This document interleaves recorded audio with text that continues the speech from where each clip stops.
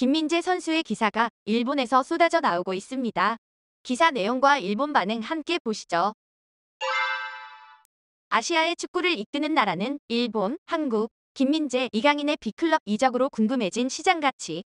아시아 최고액으로 이적한 한국 수비수 김민재는 바이에른 뮌헨에 무엇을 가져다 줄까? 독일의 제왕 뮌헨, 한국 수비수 김민재 영입, 이적료만 770억. 아시아 최고액으로 일본의 나카지마 넘었다. 아시아 최고 수비수에서 세계 최고의 수비수로 한국의 거인 김민재의 능력은 대단하다. See you. So happy, man. So happy. So good. You're very good. That's good. I promise. 현지 시간 7월 18일 분데스리가 챔피언 바이에른 뮌헨이 나폴리의 수비수 김민재의 영입을 공식 발표했다. 계약 기간은 2028년 6월까지 5년이며 등번호는 3번으로 결정했다. 지난해 여름 페네르바체에서 나폴리로 이적한 김민재는 1년 동안 주전으로 리그 35경기에 출전해 33년 만에 세리에 A 우승에 크게 공헌했다. 예전부터 아시아에서는 높은 평가를 받던 센터백이기는 했지만 그의 실력에 새삼 놀란 사람도 많을 것이다. 키 190cm의 넓은 공간을 커버할 만한 스피드도 있으며 힘싸움에서도 유럽 공격수들과 막상막하로 싸울 수 있고 발밑 기술도 안정적이다. 왜 이렇게 조용한 운동장? 운동장 왜 이렇게 조용하노? 독일의 이적 전문 사이트 트랜스퍼마트에 의하면 그의 이적료는 715억으로 아시아 선수 중에 최고액을 갱신했다.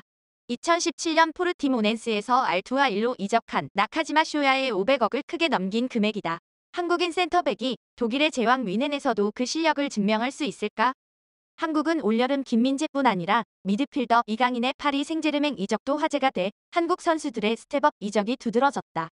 뮌헨의 김민재, 파리 생제르맹의 이강인, 그리고 토트넘의 손흥민 등 여러 명의 한국 선수가 B클럽에서 뛰게 된 것이다. 트랜스퍼마트에 따른 현재 시장 가치가 김민재 850억, 손흥민 700억, 이강인 300억으로 한국인 선수들의 가치가 급등했다. 그렇다면 일본인 선수는 어떨까? 브라이튼의 공격수 미토마 카오루 450억, 타다마 다이치 380억, 토미야스 타케히로와 쿠보 타케후사 350억으로 개인 가치가 김민재나 손흥민의 금액에 이르는 선수는 없다. 하지만 양질의 선수를 유럽리그에 안정적으로 내보내고 있는 곳은 한국이 아니라 일본이다.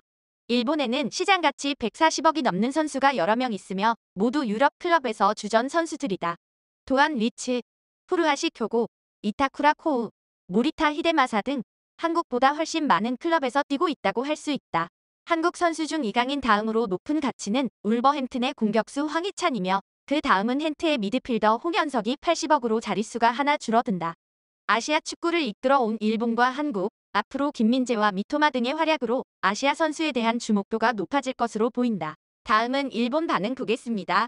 김민재는 챔피언스리그 16강 1차전에서 유럽 축구 연맹 공식 베스트 11에 선정됐고 세리에 A에서도 월간 MVP를 차지했다. 스킬도 있고 신체적 능력에서 아프리카계 공격수들과 싸워도 전혀 지지 않는 게 대단하다. 나폴리가 하이라인인데 세리에 A에서도 챔피언스리그에서도 뒷공간을 뺏기는 걸 본 적이 없다. 이대로 빅 이어를 목표로 노력했으면 좋겠다.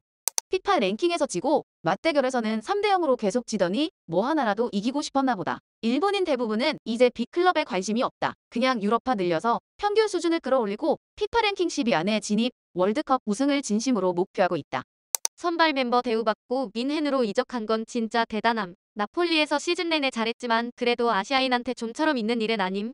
앞으로 지켜볼 건 장기간 풀가동하며 아시아 1위를 이어간 손흥민처럼 김민재도 컨디션을 오래 유지하느냐지.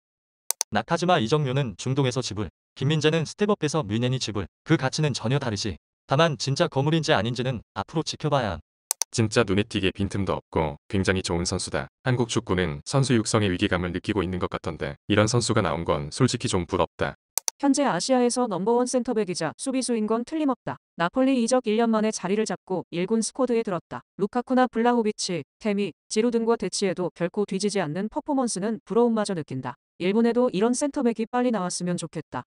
요즘 계속 3대0으로 이기고 있고 이제 예전만큼 라이벌 의식은 없지만 역시 B클럽 3명은 부럽고 짜증난다. 일본은 토미야스 1명이지만 다른 해외 파수에서는 압도하고 있으니 내년에 미토마랑 쿠보가 둘 다 B클럽으로 가준다면 입장은 완전히 역전할 것이기 때문에 기대하고 있다. 김민재 대단하네. 토미야스도 사이드백이 아니라 센터백 전속으로 갔다면 부상도 적고 평가도 더 높았을 거야.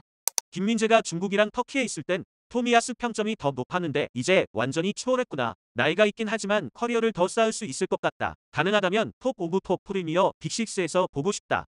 5대 리그에서 활약한 것은 한 시즌뿐이다. 올 시즌 김민재는 진가를 의심받겠지? 그건 이강인도 마찬가지. 재능은 있지만 정상급에서 활약할지는 미지수다. 손흥민은 올 시즌이 고비. 지난 시즌의 부진을 31세의 나이로 불식시킬 수 있을까?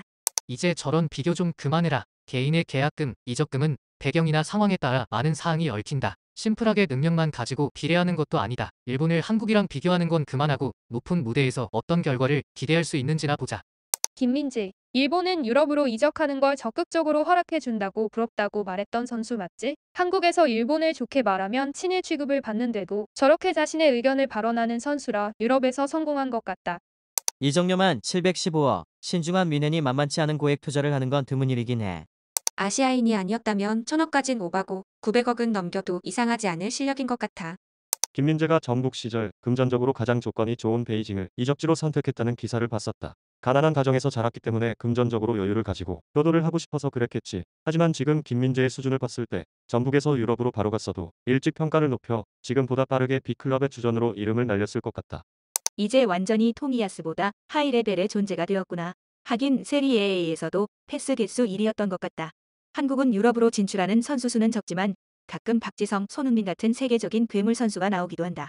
김민재 선수 소식에 일본에 쏟아지는 관심과 반응을 살펴보았습니다. 프랑스 파리 생제르맹에 입단한 이강인 선수는 팀의 첫 프리시즌 경기에서 아센시오, 우가르테, 에르난데스 등과 선발로 출전해 동료들에게 패스를 연결하는 역할을 맡아 공격을 적극적으로 지원했지만 전반 43분에 오른쪽 허벅지 뒷근육에 불편함을 느끼고 벤치로 물러났습니다. 다리 근육 이상인 햄스트링 부상일 경우 3-4주의 회복 기간이 필요해 2023-2024 시즌 개막 준비에 차질을 빚을 수 있어 아쉬움이 큽니다.